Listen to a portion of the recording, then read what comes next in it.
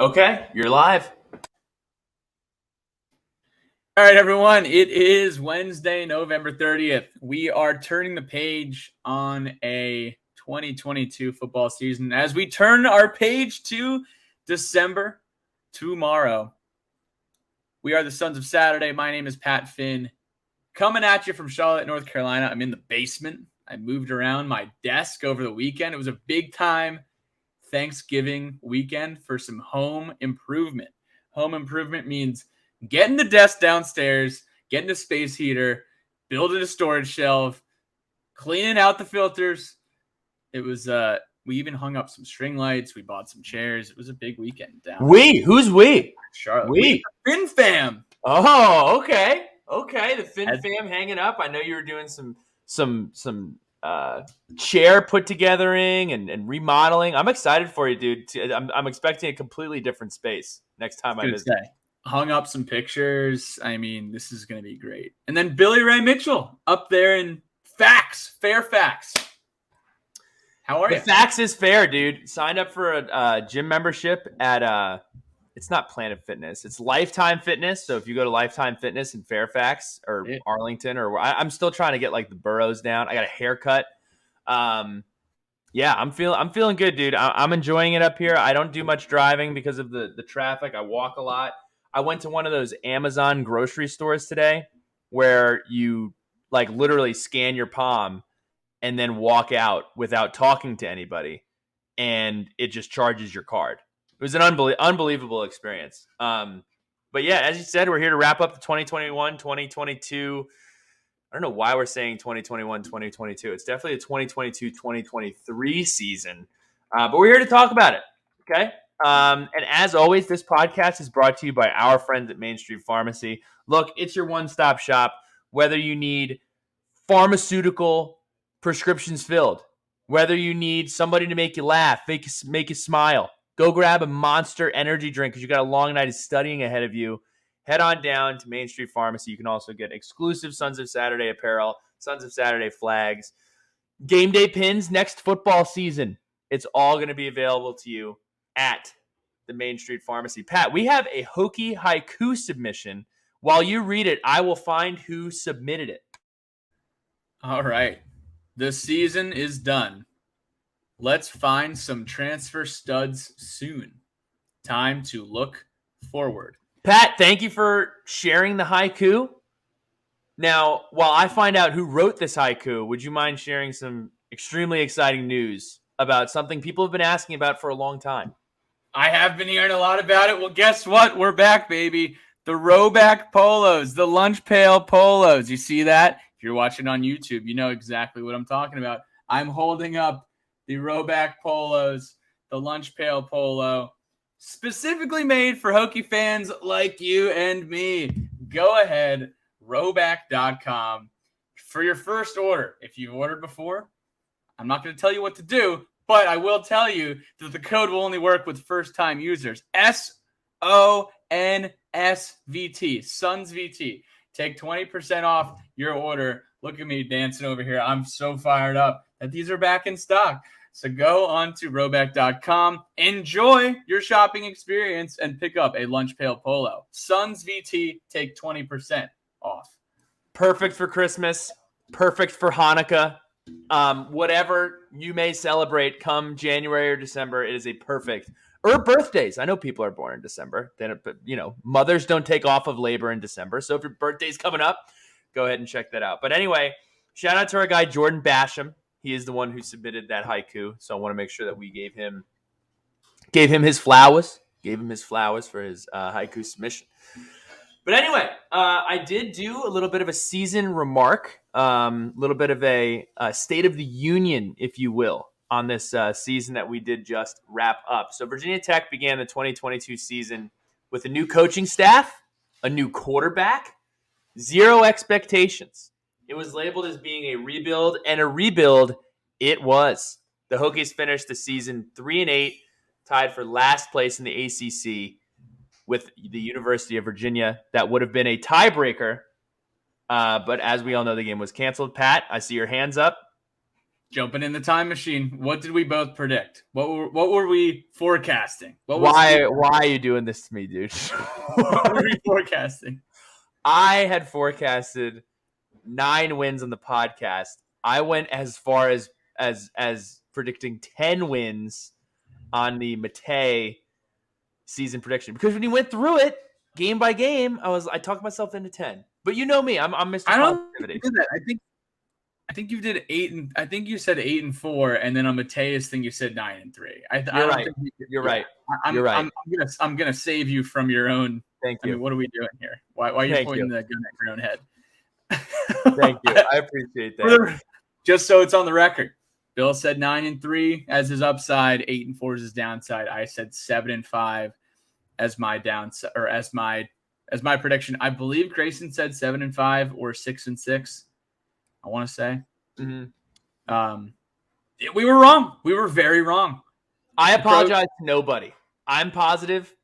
I might even predict us for more wins than we get next year because I'm a positive guy. But that's just the way that it is.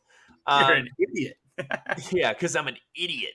The biggest pain point this season came on the offensive side of the ball. Virginia Tech averaged 19.3 points per game. That's good for 118th out of 131 teams, and 4.7 yards per play, which is good for 119th out of 131 teams.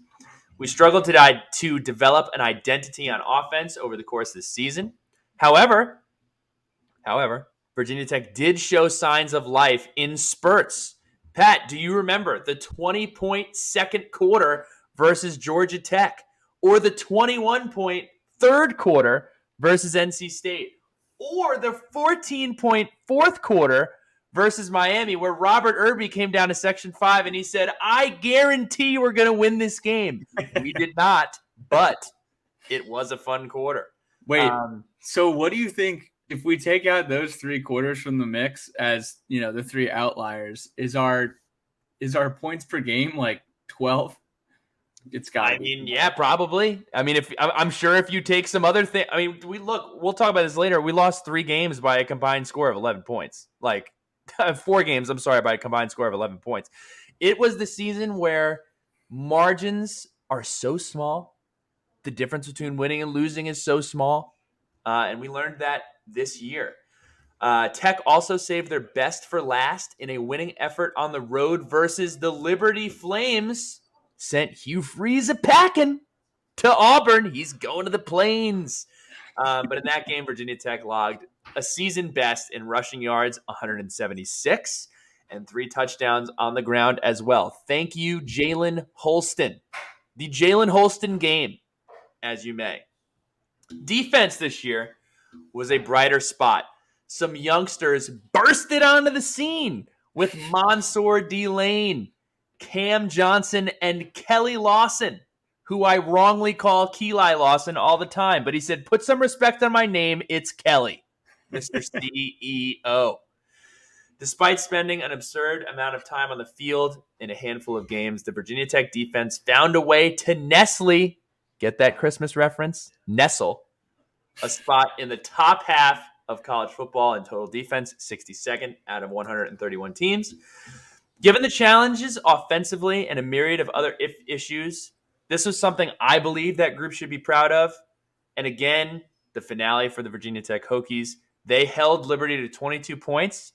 They forced 2 turnovers, which is tied for the most in a game. And all of that came with probably one of the, oh, wow, that's something awesome we're looking forward to next year, moment where Coach Pry in the press conference said that Chris Marv had been doing the play calling that afternoon. And Chris Marv dialed up a beauty against Liberty. So, what happens now, Bill? What happens now, Pat? Coach Pry and company turned their attention to this recruiting class and the transfer portal, which will be key in the immediate and long-term successes of this program.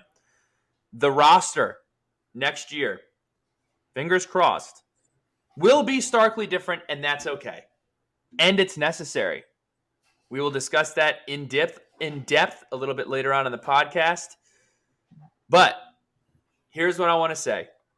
In 2022, or if I were writing an essay, Pat, in conclusion, here are the 3 things that I took away from this football season. Number 1, Hokie Nation is special, man. I mean, the most painful and losingest season we've had in about 50 years. And the Hokies played Georgia Tech we were a 2-7 football team at the time. Kickoff was at noon 30. It was raining. And 65,000 people showed up to that game. Worst season in 50 years. Packed stands. Not many places would do that. And it is a reminder of how special this community and fan base is. People give a damn. And that's cool. That's cool that people give a damn. Number 2, learning. We have a young staff and a bunch of young players on this team that are learning on the fly. And I appreciate Coach Pry coming out and saying that. He said it on multiple occasions that he's learning a ton. This has been a learning experience for him, learning experience for his staff. So I think that we need to understand that. We did see improvements in several areas as times went on. Most notably would be the turnovers on the offensive side of things. Penalties as a whole, which was horrible in the beginning of the season and got better towards the end. And then the punt return unit, we pointed that out as well. And then last, and maybe most importantly, this team did not quit.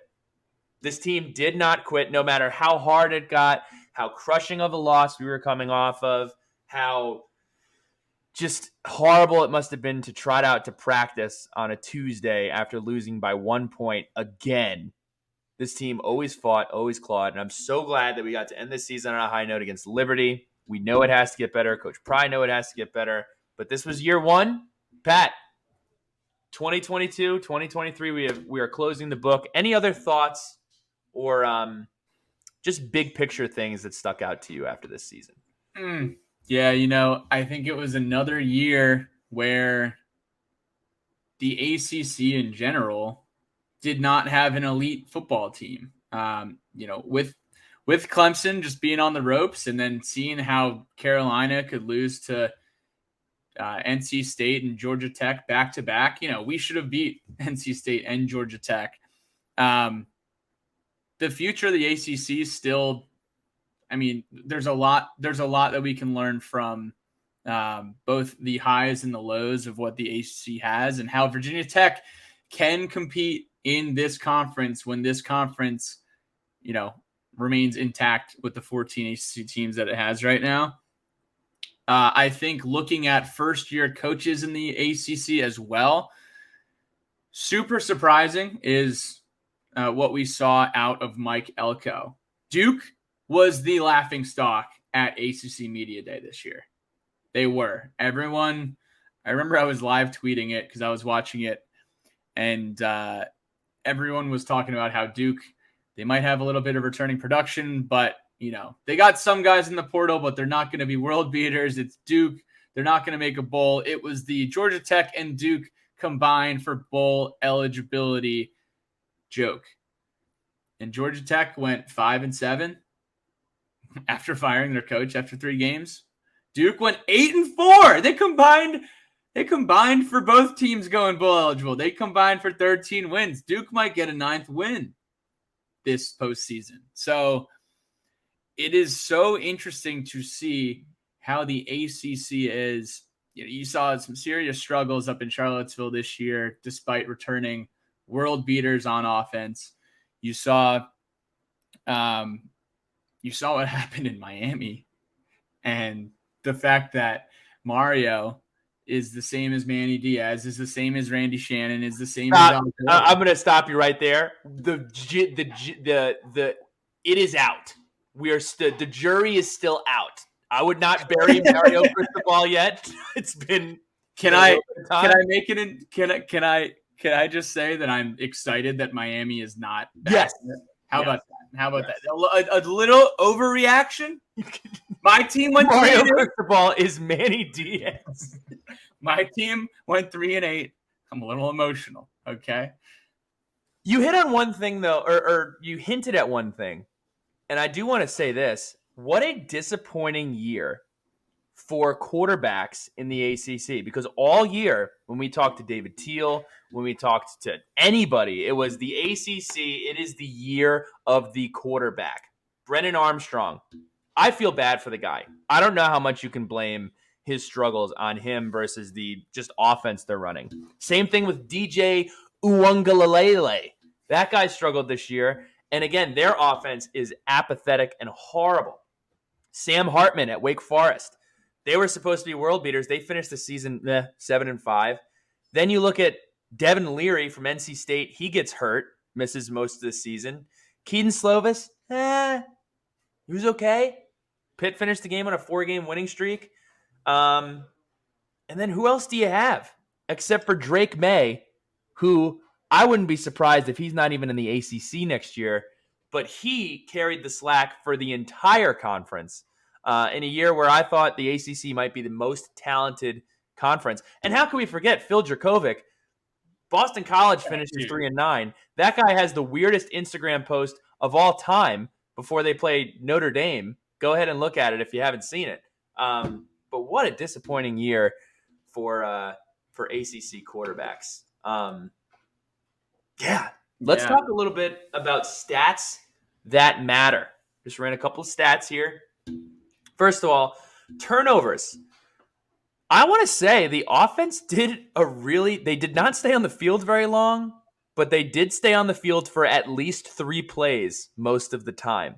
Virginia Tech's offense, 60% of their 15 turnovers came in 2 games. 5 turnovers against Old Dominion and 4 turnovers against Georgia Tech.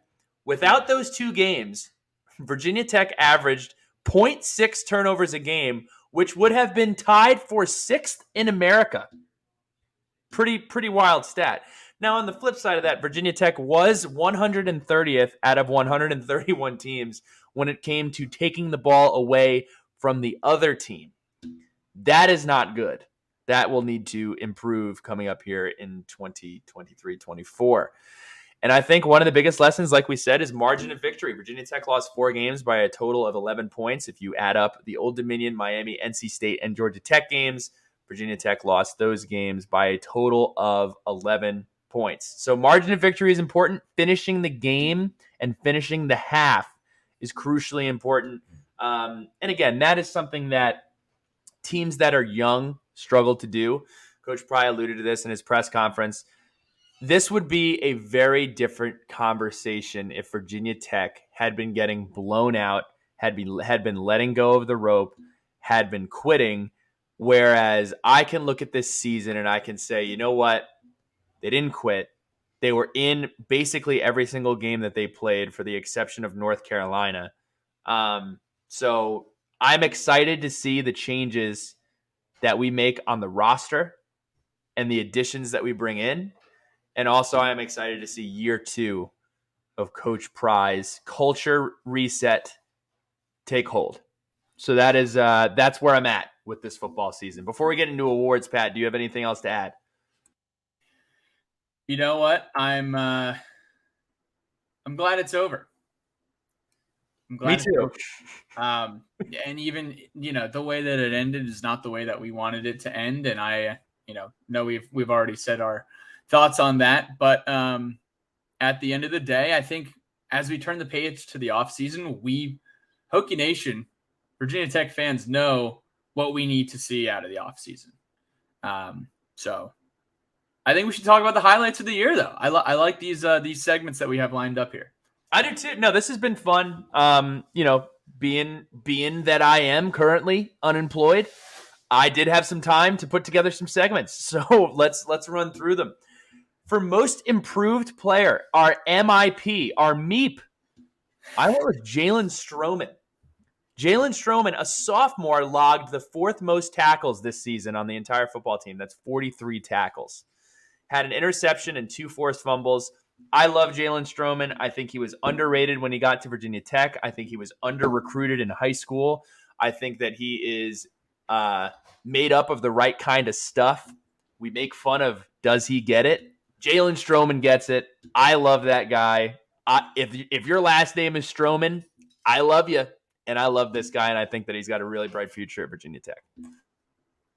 My most improved player is the best receiver that we had this year, Caleb Smith.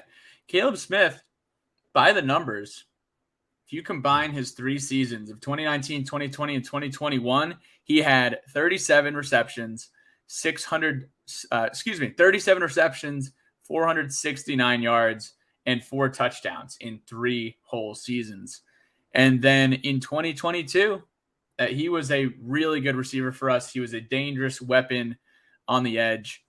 37 receptions, 674 yards, 3 touchdowns in just 11 games, and he averaged 18.2 yards per catch. So nearly doubled all of his stats, whether it was career yardage, receptions, touchdowns, in one season that was cut short by a game too.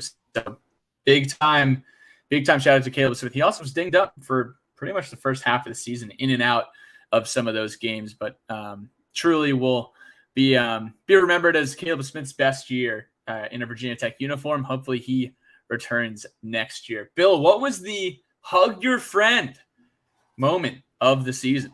So originally I don't have one written down. I was just going to say, look, I loved seeing everybody in Blacksburg. I loved the community. But then you reminded me of one of the most elating moments of the season. It was the Chapman interception, the pick 6 against Boston College. It was like one of those perfect, like rainy but still hot outside games. Had a bunch of friends in Section 5. Just a great defensive performance. And again, we talked about glimpses. One of those games that you could say this is a glimpse into the future. It had to be for me, it has to be the Chapman interception, the pick 6 against Boston College. That was great. And aside from what this season was, that was a really, really fun afternoon in Lane Stadium. So I'll go with that one. Also, fun fact, the Boston College postgame was our most listened to podcast. People were excited. People were fired up. And I was fired up in that moment. For me, it was beating Boston College and getting everyone together who we watched the game with in Section 5 and getting that first Section 5 win pick after Coach Pry's first win in Lane. We plan on taking more next year. Promise. Let's get some more home wins under our belt, and we could take some of those pictures and get some road pictures as well. But that was a great moment, and I think we were all feeling pretty good about ourselves after Boston College, after rebounding against ODU. Best tailgate. Everything about the Miami game was an awesome tailgate. I remember saw D. Connor tweet about the Miami game, and it was going to be a noon kickoff or right around then, and middle of October, knew that it was going to be some epic post-game tailgating. We got all the pre-game tailgating. It was great. The post-game tailgating in Lot 2 at the VT's Best Tailgate was also a ton of fun. So enjoyed that as the best tailgate. I'm going to throw in a little honorable mention for worst tailgate. Georgia Tech. You guys were in town for Georgia Tech. It was kind of rainy. It was like a Sleepy Hollow kind of morning. You walk into Lane Stadium, you're like, is anyone going to be there? And then it was like a sellout. That was, as Bill said, a special moment to see a 2-7 football team be able to draw that kind of crowd despite the struggles. Bill, what was your favorite tailgate? My favorite tailgate was the West Virginia game. The West Virginia game was so much fun. Everything up until like midway through the third quarter was just like a perfect day. It was beautiful outside, nice chill. Willie Kranick was in town. Juwan Bushell-Beatty was in town. Just a ton of fun. Had some turkey legs. Chris Rieger did his thing where he cooks turkey legs and eats none of them, and then I eat it. And he just cooked turkey legs for the memes. So Chris, I'll eat your turkey legs anytime. I'll say this too. We glossed over this. My favorite non-football moment in Lane Stadium this year, I have 2. David Wilson backflips. I mean, that was worth the price of season tickets in general, was watching David Wilson do backflips at the Miami game. And the Let's Go Hokies chant from Justin Mutz. Absolutely epic, honoring the basketball team that night. That was another thing this year had a lot of, was honoring teams that did awesome stuff. The softball team, baseball team, track team. The track team gets honored every year because they win the ACCs every single year. Wrestling team. So that was cool. I enjoyed that. You know, I realized I swapped my hug your friend moment with my favorite moment in Lane this season. So I'm gonna put the car in reverse, Terry. What is that even from? Is that from a movie? It's from a Vine where the guy sets off fireworks and then he's in like a wheelchair and they're like, put it in reverse because you can get shot in the face with the fireworks. That was a journey. For those of you listening that don't know what Vine is, it was TikTok before TikTok, 7 seconds only. RIP. I miss it.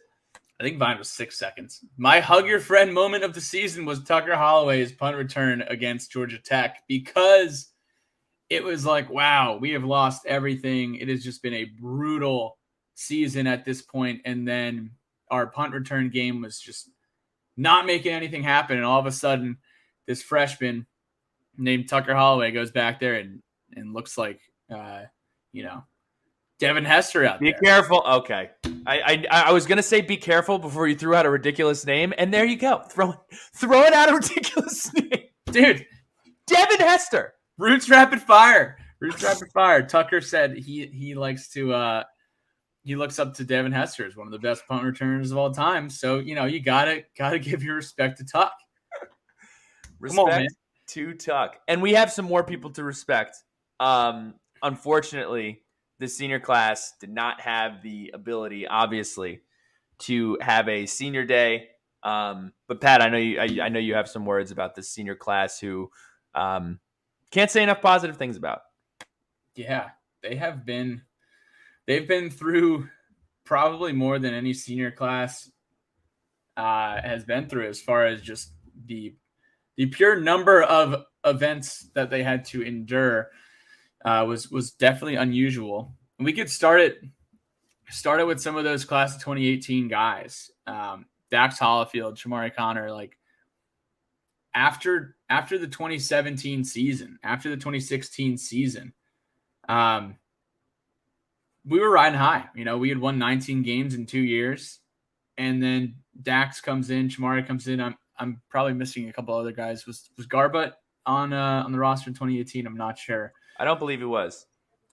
But they had to go out there and endure a rocky 2018. You beat Florida State in week 1. Everything's going to be awesome again, like the previous 2 years where you won 9 games in each year. Then all of a sudden, week 3, Old Dominion, Josh Jackson breaks his leg, and all of a sudden, we are just on a downward spiral. The defense did not have a good season, and we had a mass exodus after 2018. A lot of guys leaving the program, hitting the transfer portal.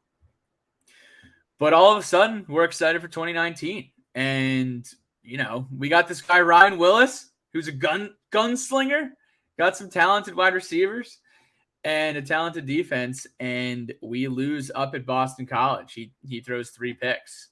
And then a few weeks later, we almost lose to Furman. And then September 25th, Drive for 25 weekend, Friday night, whiteout, Duke beats us 45-10, which is like, a lot of folks called the ODU game the lowest point for our program. A lot of folks called that Duke game the lowest point for our program. But then we called the SS Hendon Hooker to lead the Express, and then everyone got to ride the highest highs that this class would enjoy over the rest of the year. And football was so fun, whether it was the Georgia Tech game, the Miami game, beating Pitt 28-0. Even just playing competitive in some of those losses, which I hate to say, but yeah, football was fun again in fall of 2019. And then all of a sudden came to a screeching halt in Charlottesville, and this class of guys becomes part of a group of Virginia Tech players that hand over the Commonwealth Cup to UVA and Bryce Perkins, who was the best player on the field that day. And all of a sudden, we lose another game in the last minute against Kentucky in Charlotte in the Belk Bowl. So 2019, you talk about the highest of highs where we're competing for a coastal championship and, pretty much a spot in the Orange Bowl. And then the lowest of lows where you lose 2 games on final possessions. But don't worry, guys, because everything's going to be fine. Everyone's coming back for 2020. We are going to be so good in 2020. We got the receivers back. James Mitchell's back. We got Hendon Hooker coming back. Khalil Herbert. Khalil Herbert's hitting the portal and coming to Amari Blackshear.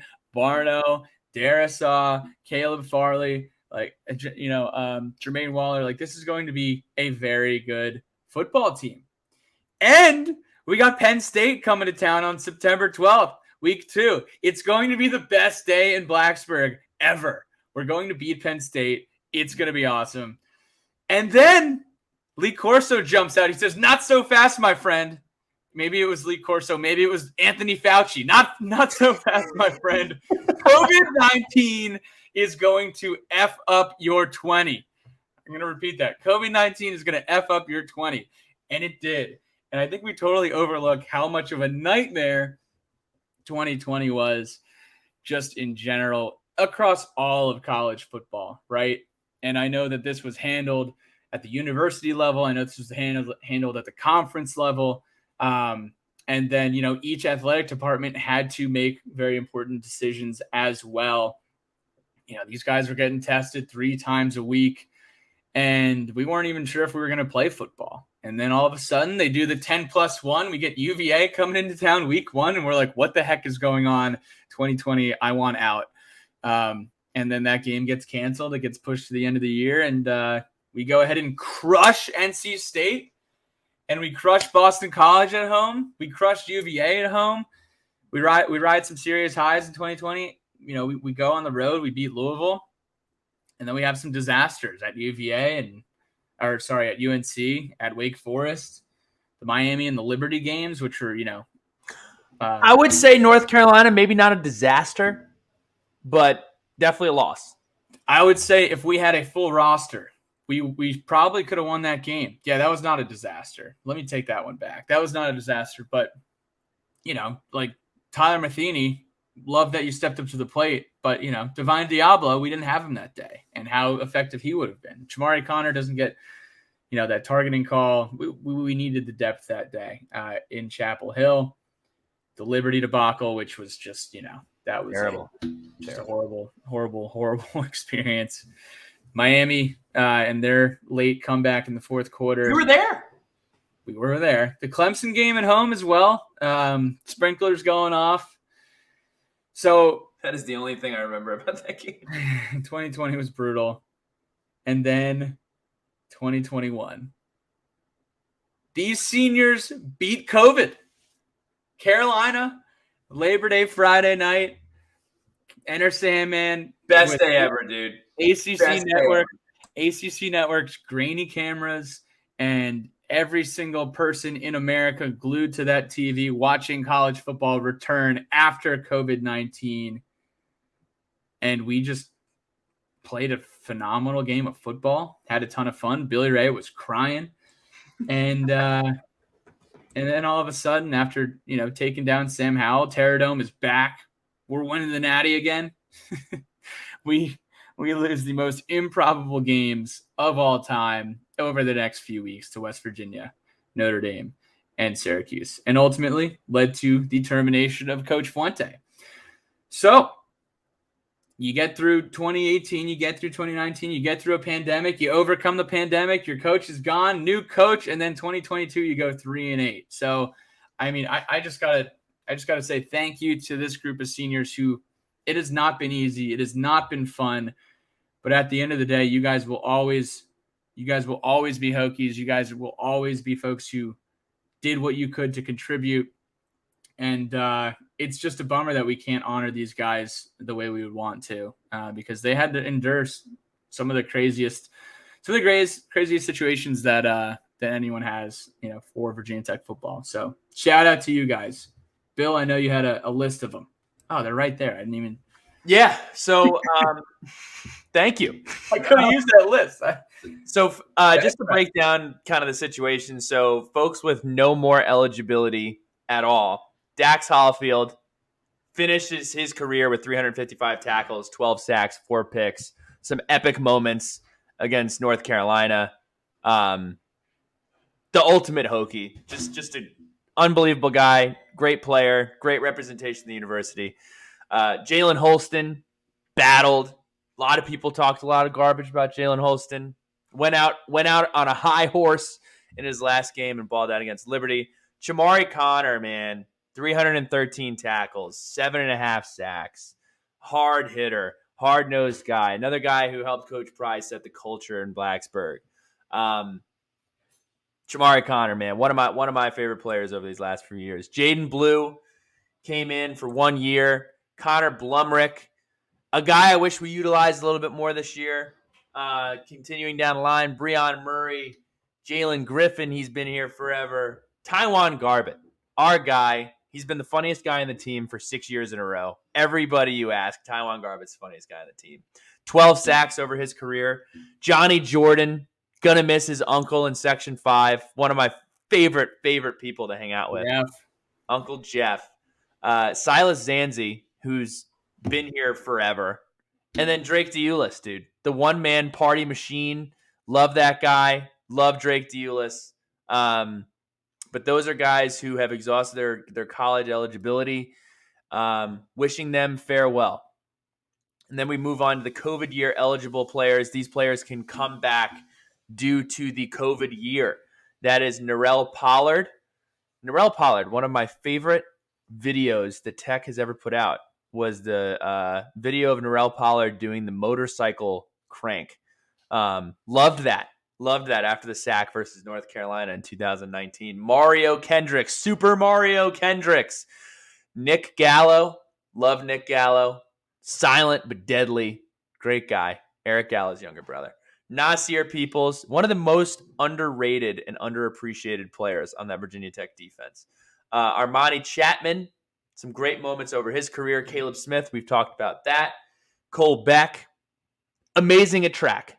Cole Beck. And maybe with some more time in the weight room, if he wants, I think he can make an impact on the football field. Eli Adams and Keyshawn Artis. Keyshawn Artis, another guy who seemingly has been here forever. A couple of folks that can come back. Feldarius Payne, he is seeking a red shirt due to his injury in the offseason, and Jason Brown, who is seeking a petition from the NCAA.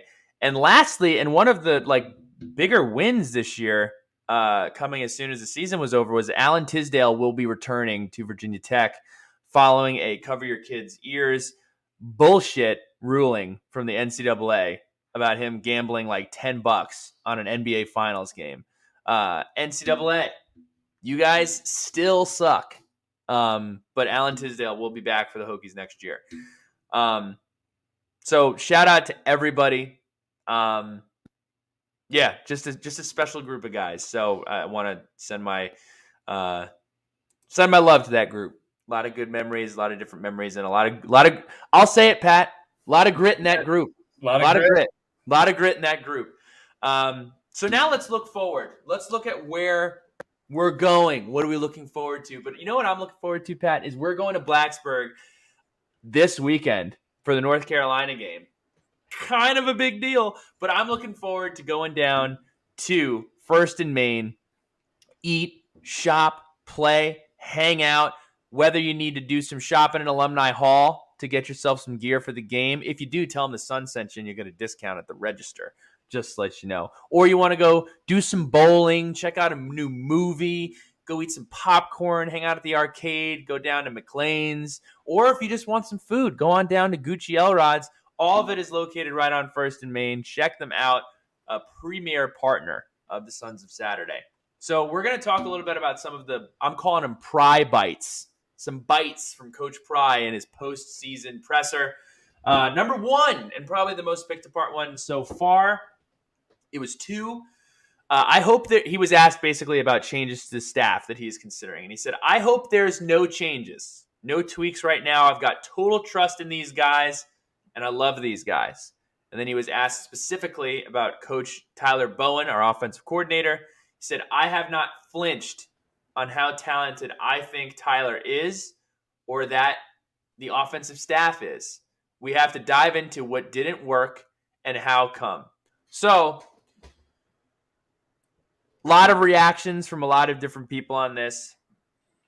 I think sitting 24 or 48 hours removed from this, Coach Pry seems as if he is not going to make any wholesale changes, and it's going to be a big offseason for learning and recruiting. If he is doubling down on this, I respect it. It is year 2. And people are going to have expectations for change in results. And that's where we are.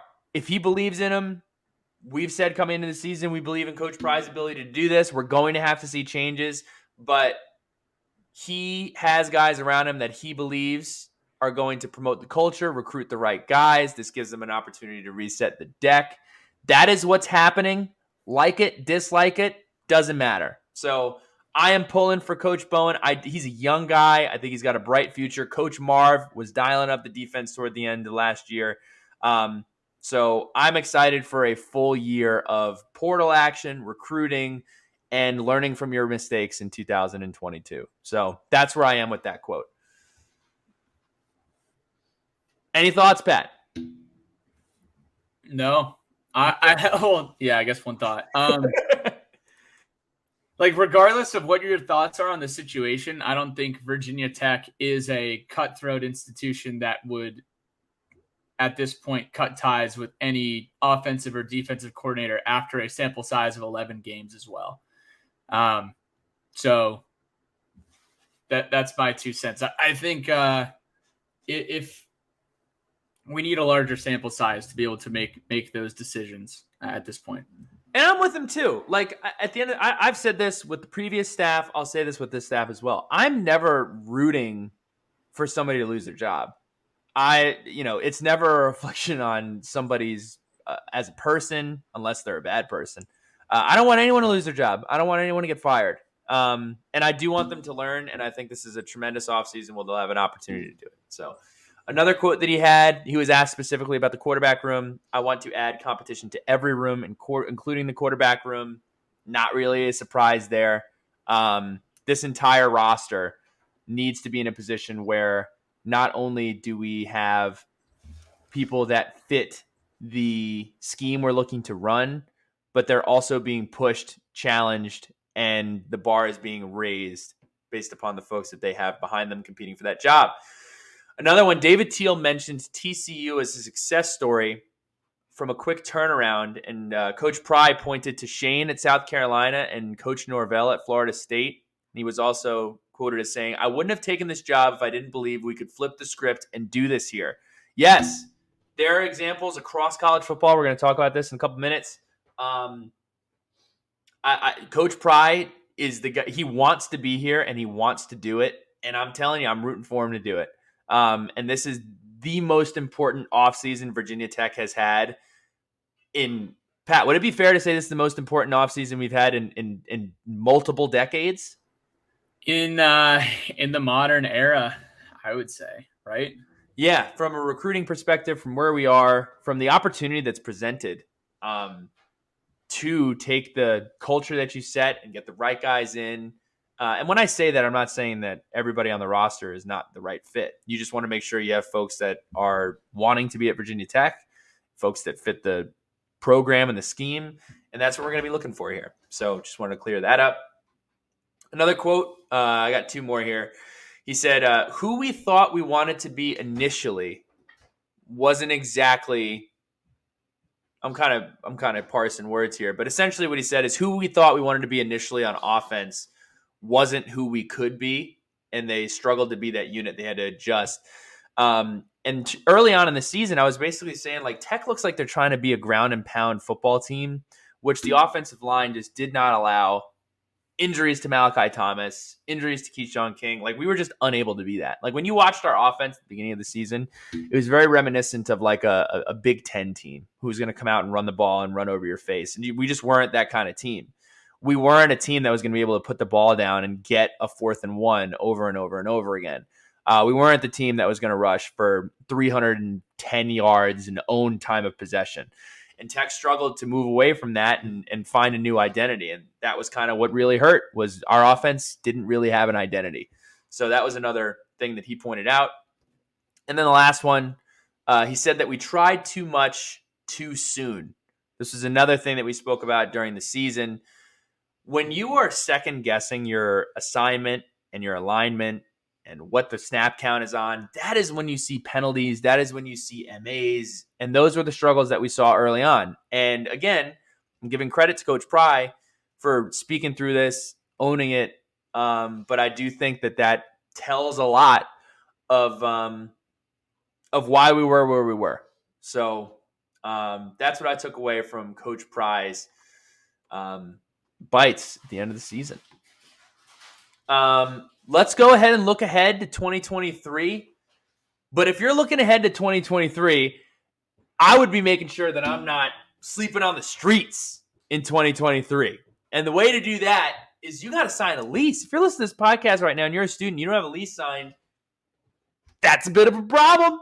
It's getting to be that time. You don't want to not have a lease. You don't want to sign a lease last minute with some people you don't know. So here's what we're offering, okay?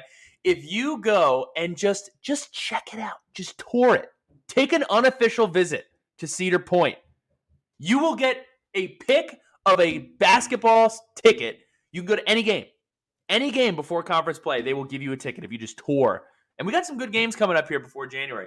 Now, to make that even better, if you tour Cedar Point, the CMG leasing partner, you will get season tickets starting in January for the rest of the year. You heard that correctly.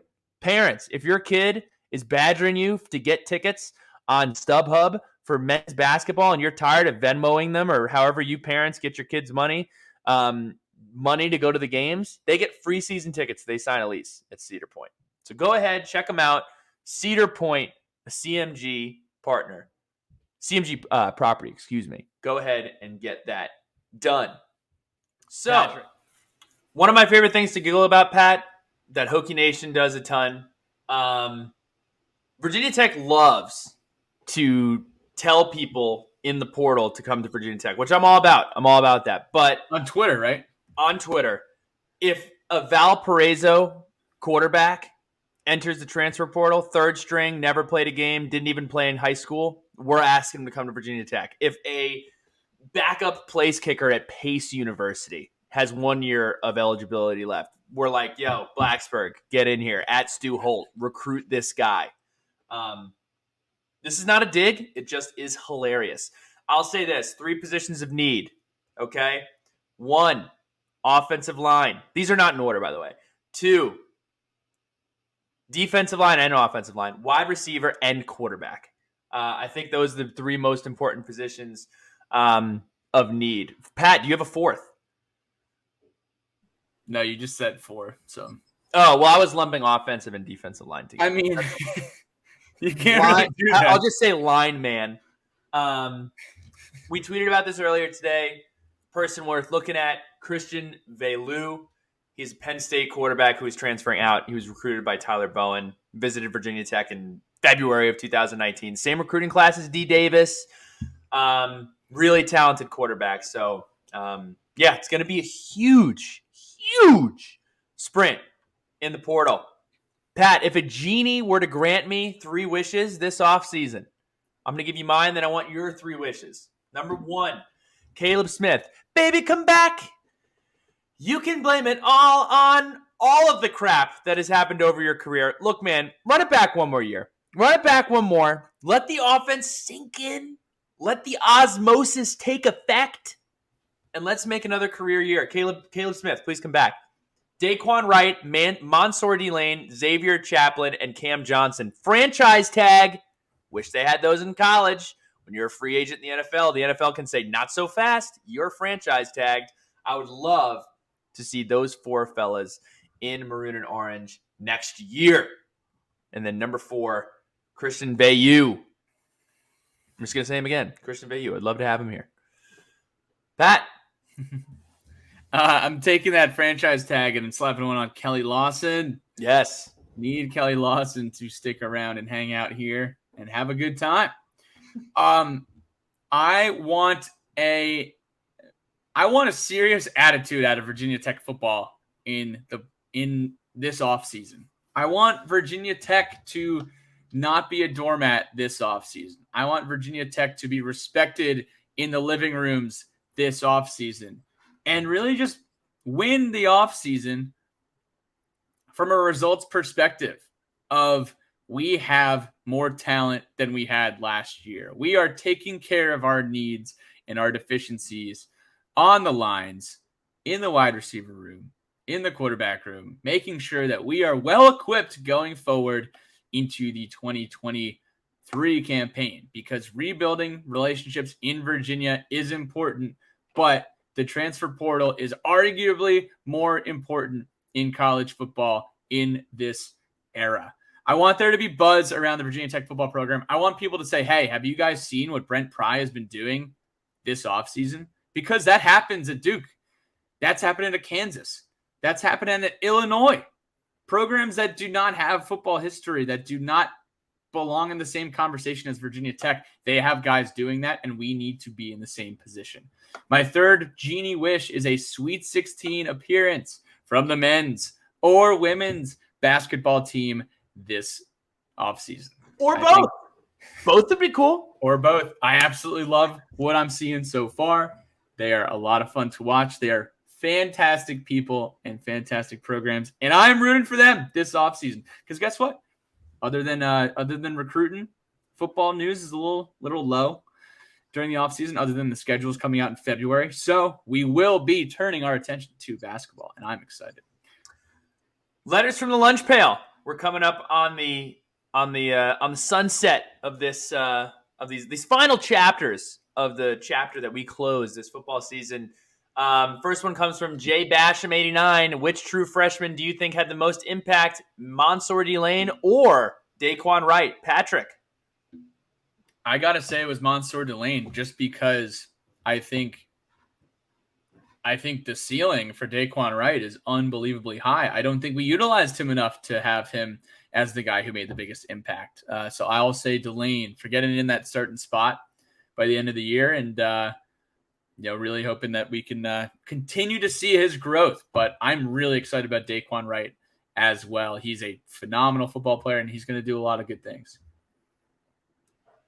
The real McCoy VT. How much of this season's failure was based on lack of talent versus poor coaching? Biggest game day improvement you'd like to see from Pry and the staff in year 2? I would say talent versus coaching. I think it was a little bit of both.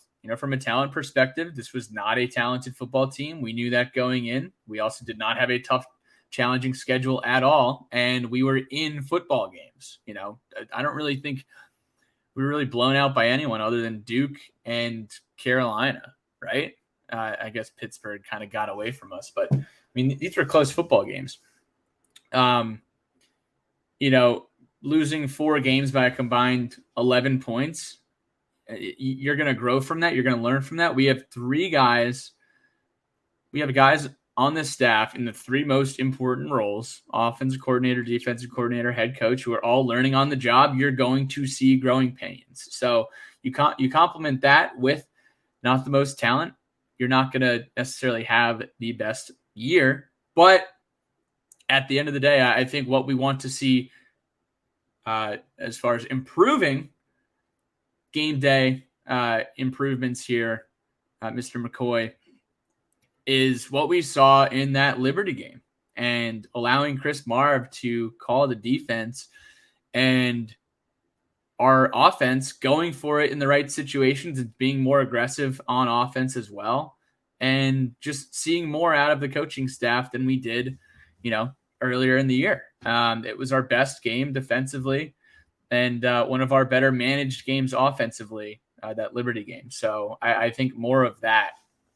Bill, anything you want to add to that? No, well done. Just learning from mistakes and seeing guys take a step forward in development. Next one, Bubba Fisk. How can Pry sell Virginia Tech to recruits when there's been no proof of a winning culture for years now? I'm so glad you asked this question, because there are countless examples of schools without winning culture that are winning now. Kansas, Duke, Kansas State, Illinois, Purdue, Liberty, Bowling Green, South Carolina. And also, North Carolina has recruited at an elite level with 0 winning tradition. So we got to stop that. It is possible. TCU is on the verge of competing for a college football playoff spot. They were 4-8 2 years ago. So please, and it's not just you, Bubba. Bubba, it ain't just you, baby. It's a lot of people are saying that, and it is doable. It's doable here at Virginia Tech. It can't just be doable at Kansas. I'm sorry, it's not. And Coach Pry and them, they're gonna hit the portal. They're gonna hit the recruiting trail, and it's on them to make it happen. And I can't wait.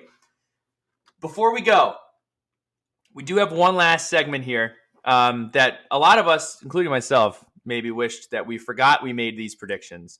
But we're going to go over our hot wings and hotter takes from earlier this season. This segment is brought to you by our friends over at DraftKings. DraftKings Sportsbook, an official sports betting partner of the NFL. They're my go-to when betting on the NFL this season. It's easy. Okay, you can see all the games. You can follow the games there if you're not watching it. Right now, new customers can bet just $5 on any NFL team to win their game and get $150 in free bets if they do. Check this out. Right now, everyone can earn up to a 100% boost with DraftKings stepped-up same-game parlays. Go to the DraftKings Sportsbook app, place a same-game parlay, and combine multiple bets like which team will win, player props, point totals, and more. The more you add, the bigger you boost, the bigger your shot to win big. So, download the DraftKings Sportsbook app now. Use code SOS. Place a $5 bet on any NFL team to win their game and get $150 in free bets if they do. Only at DraftKings Sportsbook with code SOS. See the show notes for the disclaimers. Now, moving right along, here we go. We're starting off with Bryce Chalkley. Grant Wells throws for 3,250 yards. He did not. He threw for 2,171. Bryce also said we would win at NC State. We did not. We did almost win at NC State. The McDonald twins combined for over 100 tackles. Love the McDonald twins. Love them. Good future at Tech. 20 total tackles. Oklahoma finishes the season unranked. Ding, ding, ding, ding, ding, ding, ding, ding, ding. I think that's the only one anyone got right, but they don't call it cold takes and colder wings. They call it hot takes. Kentucky wins the SEC East. Nope. Now, maybe could have had a little bit to do with Kentucky's quarterback getting hurt. Probably not. Travion Henderson wins the Heisman. Nope. Pat, my boy Pat. Peter Moore wins All-America honors. Not this year. Not sure what happened to Peter Moore. Looking for a bounce back here next year. Tight ends have more touchdowns than wide receivers. No touchdowns from tight ends total. 6 total touchdowns from wide receivers. Virginia Tech will have a winning record against the spread. It's better than I thought it would be. 4-7 versus the spread this year for the Hokies. Pat predicted a 50 burger for the first time since 2018. The short answer to that is no. Virginia Tech did not have a 50 burger this year. Moving over to Griff Dog, Hendon Hooker takes Tennessee to an SEC East title. So close, but it did not happen. Connor Blumrick has more touchdown passes than touchdown receptions. Close again. Connor Blumrick had 0 touchdown passes and 0 touchdown catches. So technically, he was close. He's been close on both of these. He was close again. Virginia Tech hits 85% red zone scoring. Virginia Tech sat at 82% red zone scoring. He also said Virginia Tech breaks 45 points twice. Virginia Tech did not score more than 30 points once this football season. Pat, take us home. And home we will go. Okay, we are going to pick it up with our friend Dave Naus. Dave says, Will Kakavitsas, over 550 receiving yards. Will had 1 catch for 8 yards. Tight ends account for 10 touchdowns. No tight ends registered a single touchdown this year. Keyshawn King, 1,000 plus all-purpose yards. Keyshawn had 443 yards this year. Was that all-purpose, Bill? No, that was just offense. That's okay. Wrong. But he did not have 1,000 yards all-purpose. Under 20 sacks by the defense this year. We had 23 sacks. Number 5, Miami averages over 500 yards per game and wins the ACC championship over NC State. Miami finished 5th in the Coastal with 367 yards per game, and NC State finished 5th in the Atlantic after a strong start, but a tough finish for the Pack. Are you skipping mine? I'd appreciate if you skipped mine, but you did leave mine. Oh, I skipped yours. You Billy did? Ray, here we go. Virginia Tech has a 100-yard performance from 3 different backs. We got Keyshawn King, 111 yards versus ODU. Malachi Thomas, 84 against Pitt. And Jalen Holston, 99 against Liberty. Billy, Solid tape. You were 17 yards away. 17 yards away. Sorry it didn't happen, though. Virginia Tech sells out all Power 5 home games. We had one non-sellout versus Power 5, and it was the Georgia Tech game. So very close on that take, too. Billy, hot takes over here. Grant Wells breaks the record for passing yards.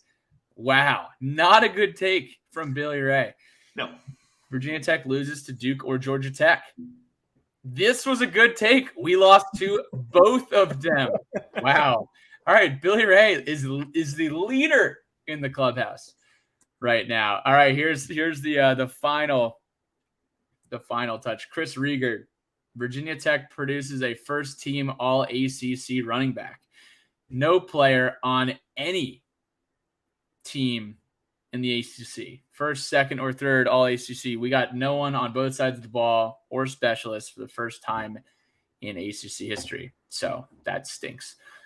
Tech lands a surprise in-state blue chip who will become the foundation of the rebuild. TBD. There's still time. TBD. Even though they're all going to Penn State and or Carolina. Reegs gains entrance into 3 places he's not supposed to from using the Sons of Saturday Spring Jam VIP lanyard. We don't know. Please report data. No more hot takes like that, Chris. That's weird. That's a hot take that doesn't get you invited back to Hot Wings and Hot Stars.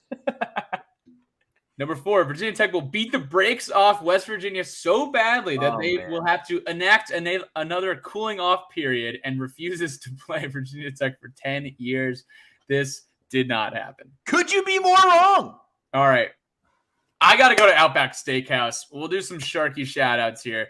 1, beat Carolina on Sunday. We'll be there. It's going to be fun. 2, that Rowback code is good for everything on the site, not just the Lunch Pail Polo. So buy the Lunch Pail Polo if you don't have one already, but I encourage you to get the joggers too because they're pretty sweet. Wearing them right now. 3, NC State just announced an NIL collective that will offer every scholarship football player a minimum of $25,000 in 2023. So if any of you Hokie fans listening have a lot of money, help us out because 85 scholarships times $25,000 equals over $2.1 million. So give us your money because we need that help in the portal. If you're an NC State fan and you're hearing that right now, guess what? I'm fired up because the transfer portal is going to be hot this offseason. And here's the thing. NC State Stadium, it needs some serious upgrades. They need a new scoreboard. Their LED lights were okay, but Virginia Tech, we can get here. We can get here, right? All right, I got to go to Outback. Bill, can you carry the torch for the rest of the night here? I can. Throw a shrimp on the Barbie, Pat. Appreciate everybody jumping on. This has been the season recap for 2022-2023, and we will be back with some more content for you coming up later. We got Ed and Mike doing the Hokie Hoops podcast coming out soon, and again, if you have not yet, do check out the Justin Mutz Show and the Queens of Castle podcast hosted by Georgia Amore and Liz Kitley. They had Kelly Gramlich on. But that'll do it. Take care. Hope everybody is well. I'm going to go eat dinner. And holler at me if you see me at Lifetime Fitness in Fairfax. Take care, everybody.